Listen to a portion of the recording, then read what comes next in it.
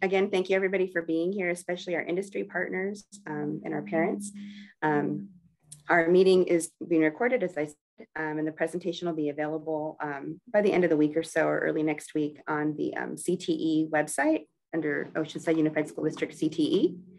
And we will do our best to get to as many of your questions tonight. And if we don't have time, we can try to answer them offline and point you to some resources that'll help you as well. Next slide. Sure. If you just cue me next slide, I can. Okay. Thanks. We are doing a simultaneous Spanish interpretation. The school district is providing that. Thank you very much. So these are the instructions if you need assistance with that. And we'll do our best to speak slowly so that Diane can catch up. Next slide, please. Okay, and as I said, we're going to address as many questions as we can at the end of the presentation, time permitting. But you can be participating in the chat throughout the presentation, and we'll just hold answering those questions until the end, again, time permitting. And you can raise your hand in the chat when you have a question. Next slide, please. Okay, great, thank you.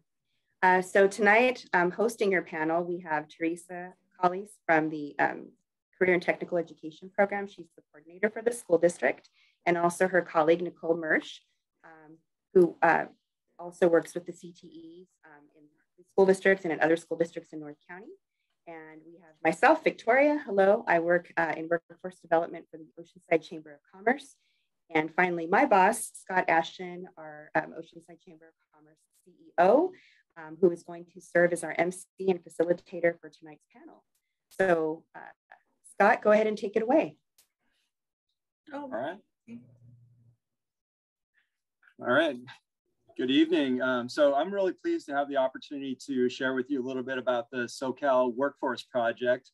The project's a regional collaboration of business organizations, educators, and industry partners working together toward a shared goal designed to benefit our students while at the same time achieving goals unique to each partner.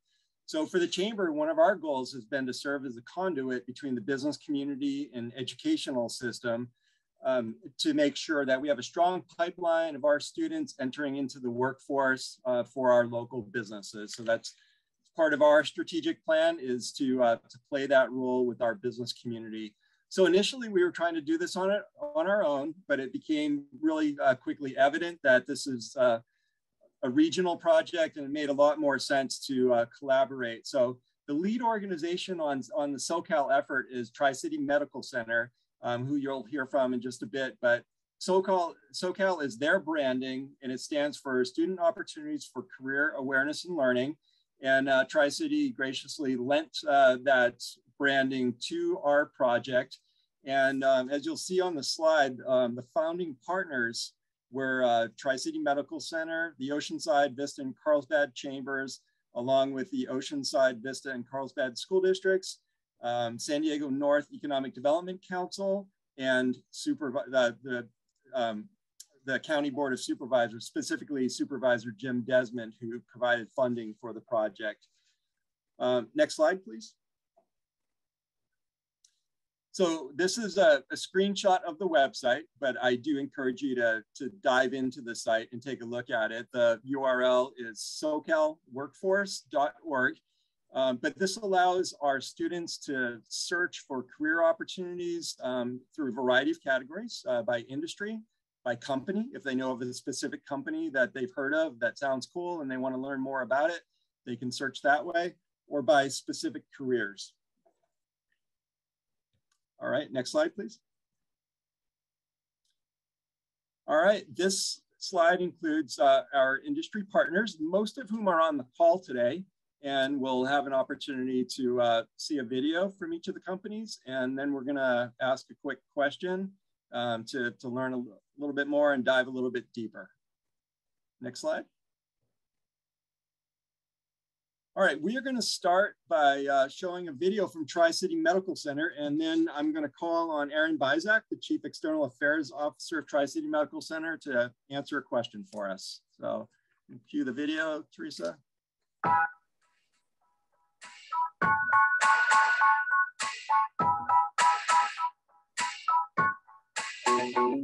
Today, we're visiting Tri-City Medical Center in Oceanside, and we'll be taking you inside the laboratory department, where you'll find a variety of people and professions all working together in this acute care hospital that serves Carlsbad, Oceanside, Vista, and neighboring communities. We have many positions in the clinical laboratory, ranging from phlebotomist, lab assistant, medical lab technician, clinical laboratory scientist, histotechnician, histotechnologist, cytotechnologist, and pathologist. Our department collects specimens, processes, and analyzes them to produce a result so a physician can produce a quality healthcare decision. Some of the things I do, my job is prepare sample for analyzation and analyze results and maintenance on instrumentation. The laboratory plays a vital role for our patients here at Tri-City Medical Center. Around 70% of medical decisions are based on diagnostic testing. So without the lab, you're only guessing. I chose this career because in the laboratory, we produce results. Those results actually make an impact on patient care. I really like the daily challenges. Laboratory science is always changing. There's a lot of things going on. There's a lot to do in the laboratory, and it's an exciting field. In my job, I use soft skills and hard skills. Some of the hard skills that I use are math, science, and business analytics. The soft skills are communication and emotional intelligence. Some of the skills I use most are critical thinking and problem solving. I chose my career because I'm proud being part of patient care community. It's a great idea to have an associate's or bachelor's degree in some kind of science, maybe some experience in business. I have an associate degree in medical laboratory technology, and now I'm working on my bachelor degree in medical lab science. In college, I studied microbiology, and while getting my degree in microbiology, I discovered clinical laboratory science, which is also called medical technology. I chose my career because at 10 years old, I was diagnosed with cancer. And when I found out about this field, I found that I could perform testing on patient samples like my patient sample, and I can give results to doctors, like the doctors who treated me.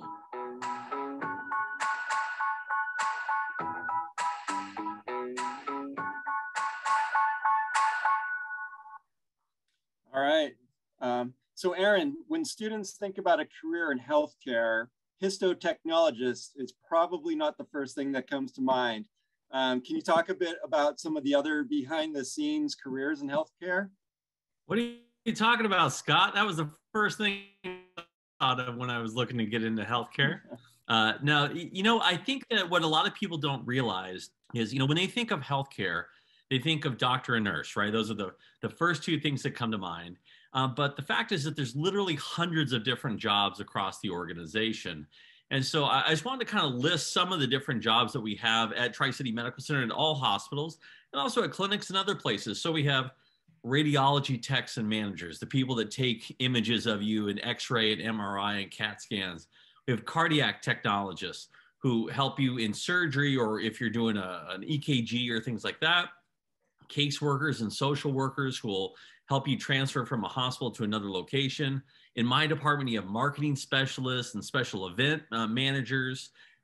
In the hospital, keeping the hospital clean is important. So we have environmental services. We have facilities managers, people who handle the air conditioner, the plumbing, the electrical. We have fundraisers who help raise money for our buildings, and medical billers and administrative assistants and schedulers. And the great thing is that we have jobs for people with everything from a high school education to a certificate to a associate's degree, bachelor's, master's, and even a doctorate. And so I think the great thing about healthcare is that there's opportunities along the entire continuum in healthcare, and opportunities for you to come in at a lower level and then progress throughout your career. All right. Thank you, Aaron. And Tri-City has quite a few videos on this website, so we encourage you to check them out. All right, Teresa, next slide, please. All right, thank you. Next, we're going to see a video from the City of Oceanside's Water Utilities Department, and then I'm going to call on Michael Newton, Management Analyst for the City of Oceanside Water Utilities Department, to answer a quick question. So let's see the video.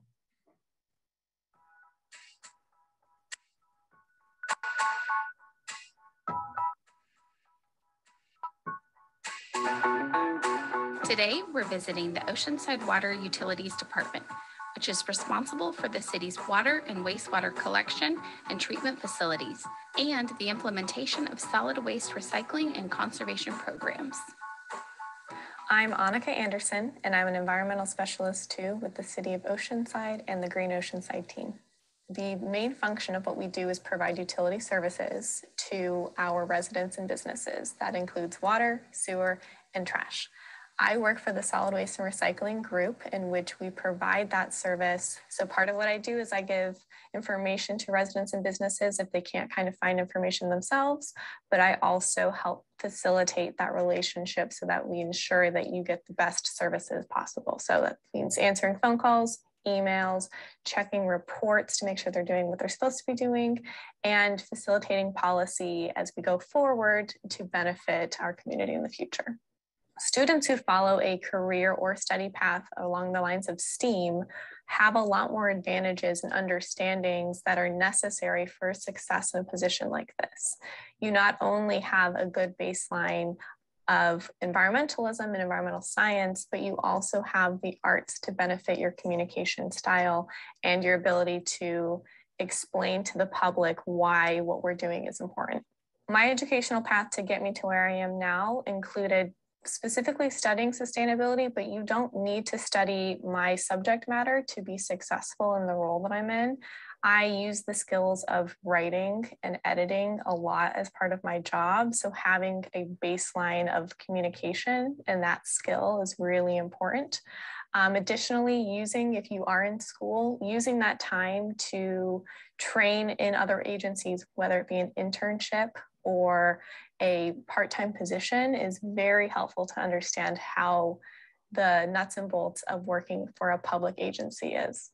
Working for a city is very rewarding. It can be challenging in the fact that we have to be flexible. We work for not just our organization, but also the community in which we live. And being able to remain flexible and pivot to new priorities is key and helpful in serving that community in which we live. What I like most about working for the City of Oceanside is I get to use the skills that I've developed throughout my education to benefit my community directly. So bottom line is, it feels good to be making a difference in the world that I can see myself and be a part of directly.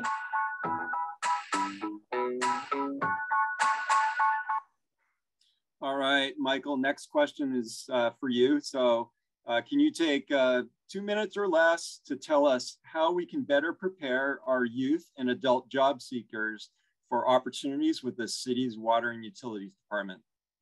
Sure thing. I think very, very similar to what Aaron and Tri-State talked about is that people don't maybe on the face of it understand the depth of what the water department does.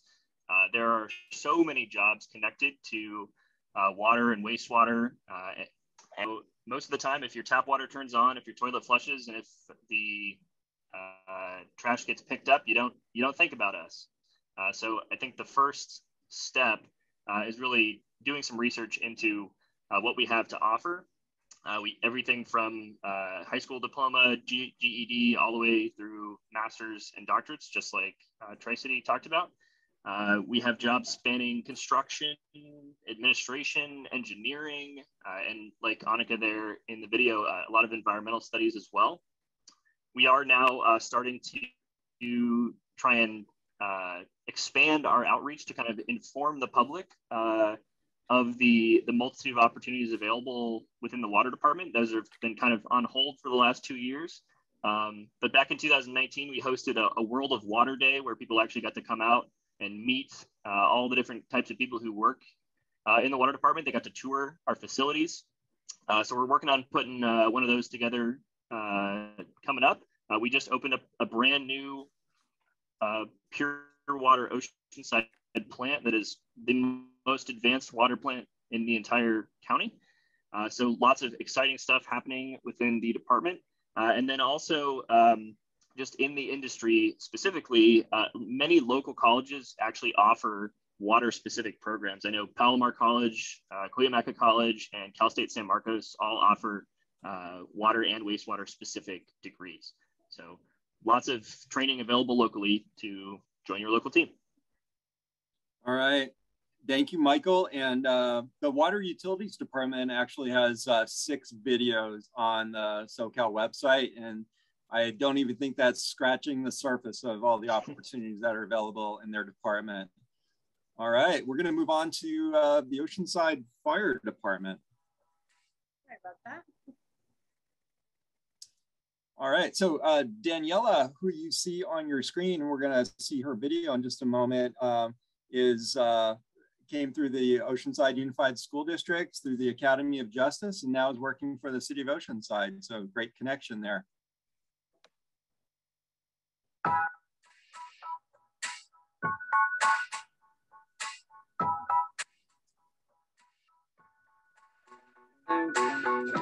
Today, we take a trip to the coast. We're heading to the beach to learn more about the daily duties of lifeguards, employees of the fire department here in the city of Oceanside, California. My name's Daniela Buclo, and I'm a senior beach lifeguard here in Oceanside. Lifeguards are a division of the fire department. We're down here at the beach 7 days a week from approximately 8 to 8 in the summertime. Every day we have all of our towers open along the beach to provide water supervision. We respond to water rescues. We make preventions in the water, give advice on how to be safe around our beaches. As a senior beach lifeguard, when I come in the morning, the first thing I do is I check out my lifeguard truck to make sure all the supplies are there that I need as a lifeguard and EMT. Then I'm responsible for transporting lifeguards to their towers, visiting them, and then interacting with them and the general public. Additionally, I respond to things like rescues in the water and medical aids as they arise all up and down the beach. So when I got hired with the city of Oceanside, I was 16 years old. I was a sophomore in high school, and I had no background in lifeguarding. This was actually one of my first jobs. So right as I got hired, I went to the lifeguard academy and I learned all about lifeguarding and what might be needed of me down here at the beach. 2174 is 1019 from Power 6. If you want to become a lifeguard, the first thing you're going to do is we hold a tryout every year. It's a physical tryout that involves swimming and running. And then after that, you go into a lifeguard academy here in Oceanside, where you're taught all about lifeguarding, as well as certified in emergency medical responding. When you're hired as a beach lifeguard, you come in as what's called a beach lifeguard 1. It's a seasonal position. You work every summer, and then you kind of dial back in the winters. Next, we have lifeguard 2, which is also seasonal, but you have a heightened level of responsibility, and you serve more as an example for the younger guards. And then as for the full-time positions, we start with senior beach lifeguard, lifeguard 3, which is what I am. It's year-round. And then you're also working in the summers with the towers, interacting with the lifeguards similar to a lifeguard 2. And then after that, for our command staff, we start with sergeants, then it goes to lieutenants, and then we have one captain down here at the beach who we work with every day. One of the challenging things I face down here at the beach is being one of the younger female lifeguards here. When I got promoted, I was one of the younger of the 4. And so sometimes I find it challenging to try to better myself professionally, but also be of assistance and be someone that the younger guards look up to. But again, I don't view that in a negative way. I come to work every day for this challenge and for something new. So I'm constantly working to better myself professionally and for the younger staff.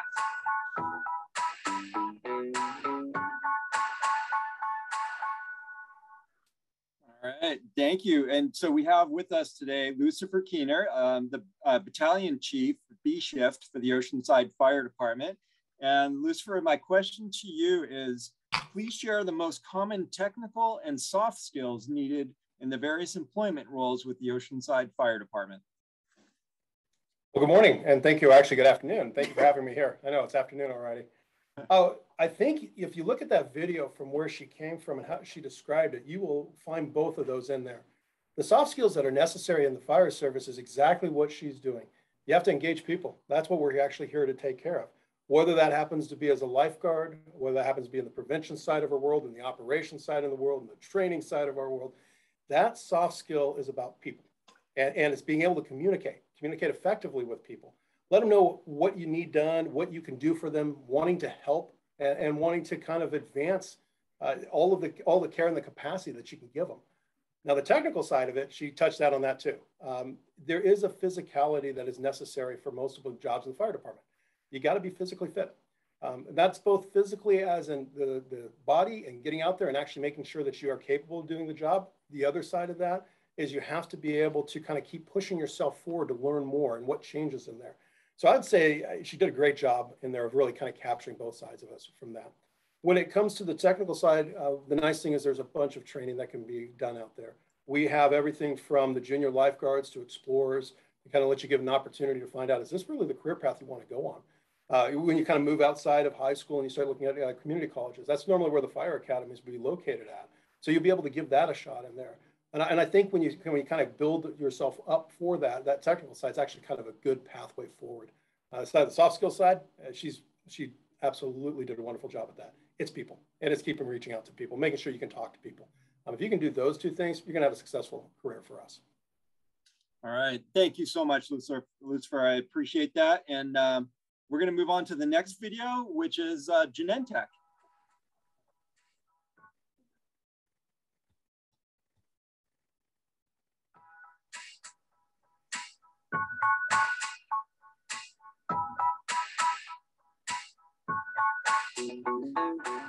Today, we are visiting the Oceanside campus of Genentech, a global leader in the scientific development of innovative medicines to treat serious medical conditions. My name is Mahima Advani, and I am a manufacturing sciences and technology intern in the MSAT department, which stands for Manufacturing Sciences and Technology at Genentech here at Oceanside. The thing I would say I enjoy the most about this position is how hands-on it is. I mean, I'm one of the only interns at this site over the past summer to be able to come in and experience hands-on, what we do in the lab. And it's really helped me apply the sort of concepts I learned in my biology, chemistry, mathematics class in a more hands-on sense. My educational background, I majored in bioengineering at UCSD. And during my time there, I would say I took a lot of courses that sort of helped prepare me to get involved in the biotechnology industry here, what we have here at Genentech. So a lot of courses, say like bioprocess engineering was something that really interested me, or working with biomaterials, and just a lot of courses that were centered around biology, chemistry, mathematics. And I believe my engineering background really prepared me to have this sort of problem-solving mindset that I tend to use a lot in my current internship. I would say growing up as a girl or a woman who wanted to study, STEM or engineering, it definitely was a little bit intimidating at first, because you hear all these statistics or even sometimes have personal experiences that make you think, oh man, maybe I'm not fit, or someone is telling me I can't do this, right? Now coming to this company, Genentech, it's really valuable to see, like on my team, I see, just as many women as I see men. So I think going through those experiences was really helpful, because I was able to carry the strength I needed to know that even though sometimes there may not be as many people who look like me, it's still important to carry that mindset. And it really helped to know that here at Genentech, people really value each other and everyone's background. So yeah, that's definitely sort of my experience in that field. Some really important advice that I have for people who are in high school right now and want to pursue the biotechnology industry. In your classroom, I think one of the biggest things that you can do is really ask a lot of questions, right? It's really important to not only understand what you're learning in your classes, but go beyond that and ask, why does this happen? How does this happen, right? Say you go on LinkedIn and try to look for someone who's doing a job that you really, maybe are interested in. Just message them, reach out to them, see what their career is, see if you can set up a chat with them to learn more. I would say reaching out to people in that way is one of the most beneficial things I've done in my career so far.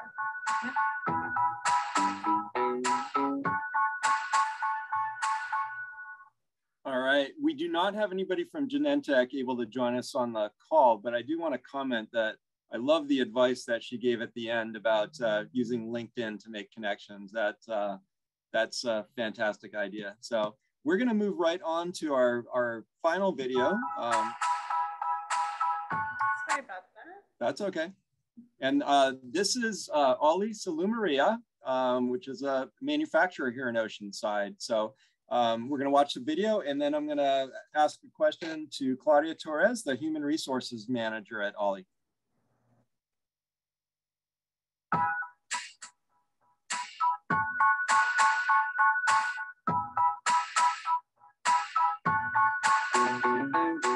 Today we'll be visiting Olli Salumeria in Oceanside, a company that makes fine, slow-cured meats based on 4 generations of experience.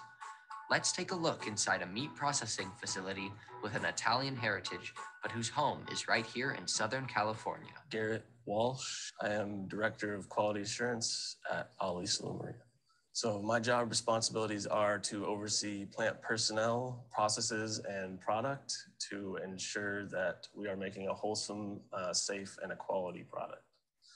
There's multiple positions in the Quality Assurance Department. Just to list a few are Quality Assurance Associate, Quality Assurance Technician, Quality Assurance Supervisors, Quality Assurance Managers, all the way up to Director. The roles of Quality Assurance are kind of always stepwise like that, you know, technician, associate, supervisor, but the actions and daily job duties that are carried out are always changing. But once you get it, you really get a sense of confidence.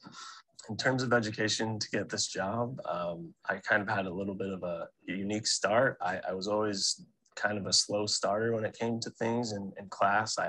Sometimes I underestimated the value of education and things like that. But my pathway was, you know, I graduated high school. I wasn't sure what I wanted to do. Everyone always asked, what do you want to do? What do you want to be? My answer was always, I'm not sure. I don't know. So I decided to continue learning while sort of finding what it was I was supposed to do. I went through the community college, and then I moved on to UC Davis, University of California, Davis, did food science and technology. I wish I could take credit for my major, but my mother suggested it to me, and a smart son listens to his mom. So that's what I did. I went in and it encapsulated all the aspects of sort of science that I was interested in and applied it toward the food sector.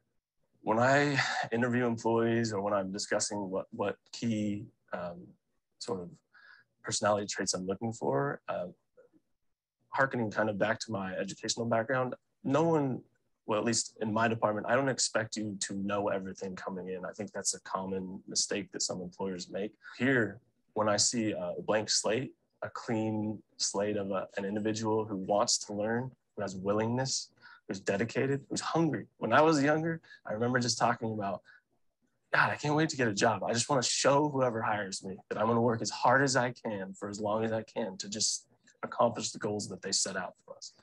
And I've gotten the opportunity to do that, and it's hard work, but it's rewarding. And I think most importantly, if you have that hunger and that drive, that's what separates you from job hunting and career hunting. I didn't know this was what I was going to do. I love what I do now. I've fallen into it. I feel confident because of it. And I'm passionate about my position because of that hunger is paying off, you know.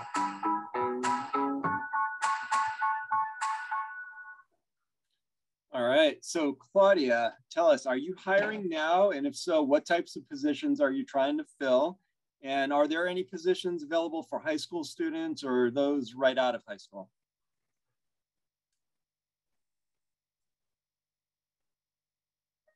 We're not getting your audio, Claudia.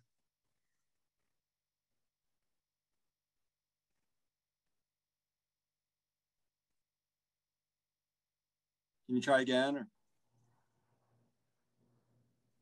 Yeah, we're not getting it.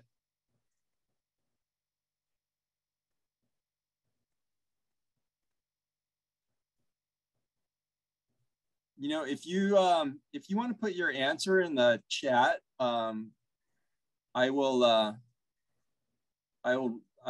share that. Sorry about that. All right. So with that, I just want to thank our industry partners for being on the call and sharing about your business.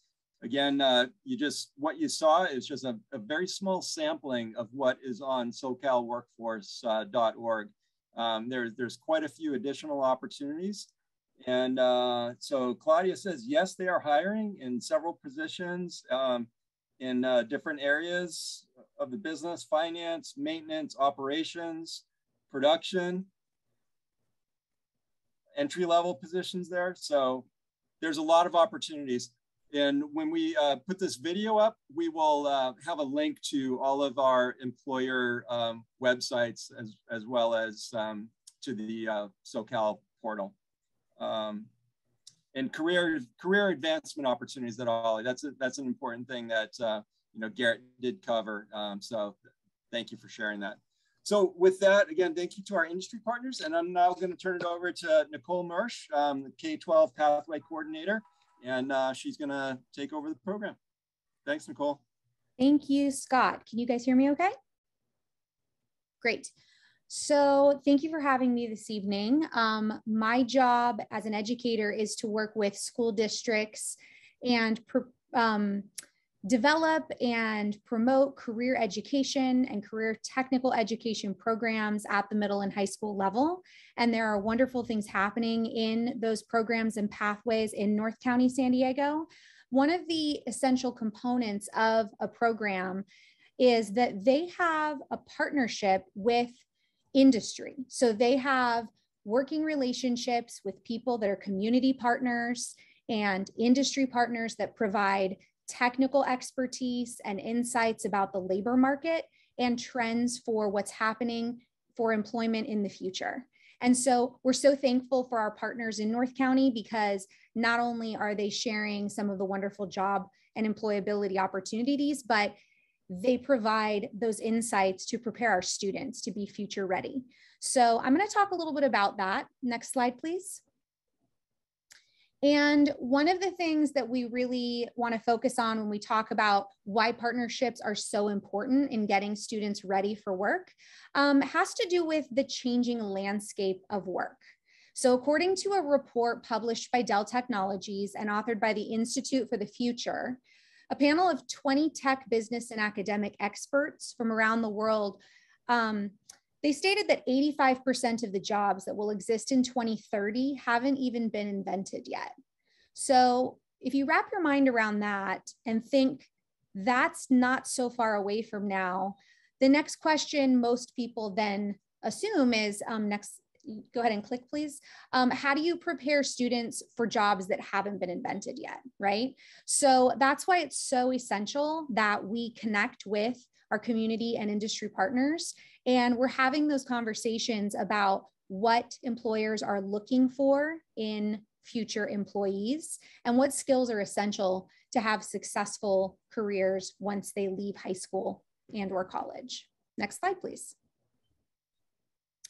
Another thing that we look at from the education side when we're talking about preparing students for the future of work is labor market information. And specifically, we look at something called priority sectors. So priority sectors are the areas of industry that are showing to be having emerging jobs. They're showing that there will be employment opportunities available in those jobs because they are growing industries.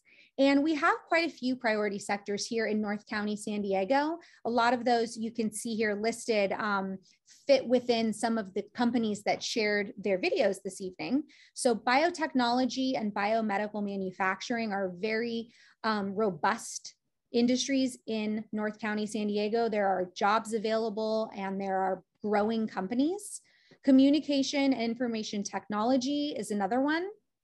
Defense and transportation technology is an emerging and priority sector, especially because we have such a heavy military presence here in North County, San Diego with Camp Pendleton. And for those of you that have seen a craft brewery or a culture boutique style restaurant that's popped up around here. We do have a craft brewing and beverage industry, as well as our hospitality components of that. Healthcare services, as you heard mentioned in industries like Tri-City, and business services are also great sectors for students to invest education in because there's jobs there, and manufacturing and software as well. Now, when you click on these, for those of you that do have access to the slides, and they will be made available on the website, each of these listed items here is linked to that sector information. So you can click on those later and you can read about specific information that relates to each of those sectors. Next slide, please. And the last thing what we really talk about when we look to employers and community partners for insights is those essential skills. So we want our students that graduate from high school to be critical thinkers. We want them to be active listeners with organizational skills and problem-solving skills. We want them to have teamwork and dependability and professionalism. And these are all things that we see are very important to employers when we talk to our local community employers and industry in North County. They want the same things for future employees. One of the things that Oceanside prides itself in is implementing essential skill learning into all of their classes. And Teresa Collis is going to talk more about that. But that's something that's really essential for seeing successful students in the future of work. Next slide, please.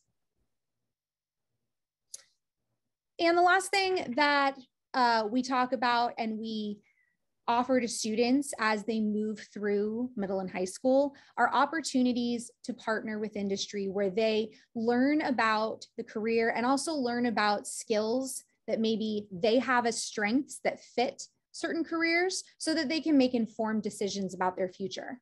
Having the opportunity to hear from guest speakers and partake in student internships, or having the opportunity to listen to a career chat or do some sort of an industry interaction, that really gives students the tools and the information that they need to know which careers are interesting to them, which careers are going to fit with their personality, strengths, and interests.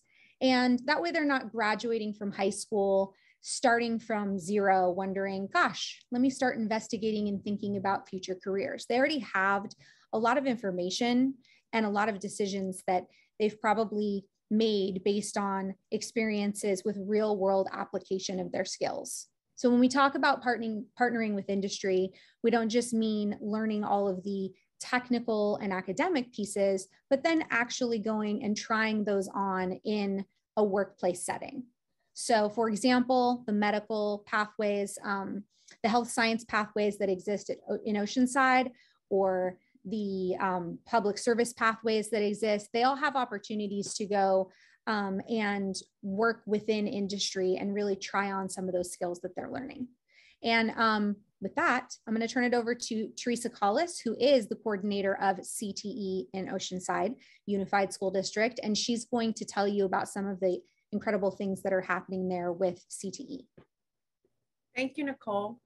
And so hopefully by watching and hearing from Nicole, you're gathering an idea of what CTE is, but generally speaking, CTE pathways are a sequence of 2 or more CTE courses within a student's area of career interest. The pathways are designed to connect high school classes to college, industry certifications, and or career. In Oceanside Unified School District, we are pretty fortunate in that they have prioritized career technical education pathways across the district, and we currently have 10 of the 15 industries that are recognized in the state of California to be thriving. Along with that, we have CTE teachers that are skilled and have experience in these particular industries. That is actually something that San Diego County is really struggling with right now, is finding qualified CTE teachers in these particular industries to work in K-12 classrooms to bring these types of experiences to our students. I can say that in our district, we have very strong, large CTE teacher team, and they're very enthusiastic about the projects that our students are able to explore. Those projects include partnering with our local industry. City of Oceanside is one of our go-to industry partners. They are part of our industry advisory committee. And there's just so many different experiences and careers within the City of Oceanside itself that it's pretty easy to find experiences, job shadowing, or connect with a particular career just by tapping into the City of Oceanside. Along with that, we have a very strong Health Careers Academy, and Erin has been a part of supporting that pathway, as well as engineering pathway we just recently launched, and an environmental science pathway. And so we're pretty excited to have these types of programs growing. We are looking to partner with more industry in our local community so that we continue to grow. One of our goals is that all students have some type of industry internship experience before they graduate, so where they really get to apply and work alongside a person, an adult that's out in the career. So we're feeling pretty fortunate, and we're very thankful for the connections we have, like the people in this on this call tonight. We're excited to be able to share these projects and partnerships with the public in an upcoming, it's our second annual CTE Spring Exhibition. I believe I have the next slide that shows that. Oh, I'm sorry. Before we go to the exhibition, we have, these are examples of the different career pathways we have across our district. So as you can see, we have almost all industries covered in our district. And with that, we have the grants from the state of California that help support to make sure that our students consistently have opportunities to work with industry standard resources, machinery, equipment, so that in the end, they choose to go right out into the world of work. They've had the opportunity to work with industry standard equipment so that they're prepared and ready to go. Another thing that I didn't mention is that most all of our courses are articulated with our local community colleges, whether it be Maricosta or Palomar. So that means that students that complete the course with a B or better receive community college credits for that course. Along with that, they also have dual enrollment courses that are linked to Maricosta, as well as industry-specific certifications. Across almost all pathways, students have an opportunity to study and take exams that qualify to earn them different certifications that are specific to a particular industry, which again makes them incredibly marketable in the event they want to go straight out into the workforce. And we are excited to be able to share and make public the learning of our students on May 26th. I hope you'll consider joining us, our spring exhibition. We will have students and teachers there displaying some of their most valued projects that they've worked on throughout the course of the year. And you'll be able to hear from students, and they can share with you what they've learned as they move through different projects throughout the school year. It's another opportunity, like Nicole shared, for our students to practice so many of those soft skills that we heard the people on this call reference to be so valuable and important to be a successful and desirable employee out in the workforce. We want our students to have an opportunity to interact with adults and be able to speak and articulate their learning using the language that is consistent with particular industries and careers, and be challenged with questions from the community, just to keep them on their toes and also build their confidence. So we hope that we'll have many people come and join us anytime between the time of 5 and 8 p.m. at the El Cozone Senior Center. And industry partners out there that are interested in partnering with CTE and our programs in our district, we'd like to ask you to scan this QR code and it'll take you to a Google form where you can share your information, and we will circle back around and reach out to you and find out in what ways you're interested in partnering with any of our CTE programs to support the learning of the students that are going to hopefully continue to live as adults in our community. Now, I think, do we have any questions from our audience? Leticia, I recognize the name, and you frequent our evening parent engagement, so I appreciate that. Do you have any questions for our panel tonight? Hi, Neil. It's very informative, and I appreciate the information. So thank you for sharing. Thank you for joining us. I do have a quick question. So the students that do follow the CTE path, those courses, do they also fulfill the A through G sequence? Yes, they do. All of our courses, I want to say with the exception of one, and we're working on rewriting that course outline, they all meet A through G and align with college entrance examinations, yes. So many of them fulfill the elective credit, or like in our environmental science and engineering, those courses in some cases meet the science requirements. So yes, they do help fulfill. Oh, that's good to know. Thank you. I had the misconception that the CTE was something different that had its own path away from the A through G courses. So it's helpful to have this information. Thank you. Yeah, no, absolutely. Okay, thank you so much for that question. And thank you to all of our panelists. Can you hear me? I'm not having a delay again. Okay. Thank you to Teresa and Nicole and our panelists, Michael Newton from the city, Lucifer Keener, who's with me in my office from the fire department, Aaron Byzak from Tri-City Medical Center, and Claudia Torres from Olli Salumeria for joining us tonight, and to Genentech for showing their video. We're so grateful that you took your time out of your busy evening to share a little taste of what you have at your business or organization. And for the parents who joined us and the ones who will be watching this recording, thank you to Scott Ashton from our chamber for hosting and facilitating the conversation. And Teresa, where can people learn more? They'll see this recording and learn more about CTE. Can you remind us of the website about CTE?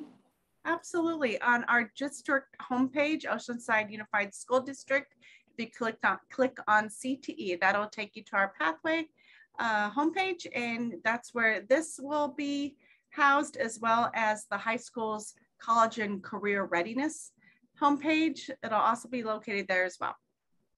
Excellent. And if you'd like to view more videos too on our SOCAL project, we are still producing more right now in other industries and roles. You can go to socalworkforce.org to watch the whole library of videos. And it also has a place where you can see where you can learn or go to school to train, including we plug the CTE pathways for those professions as well. And that's socalworkforce.org.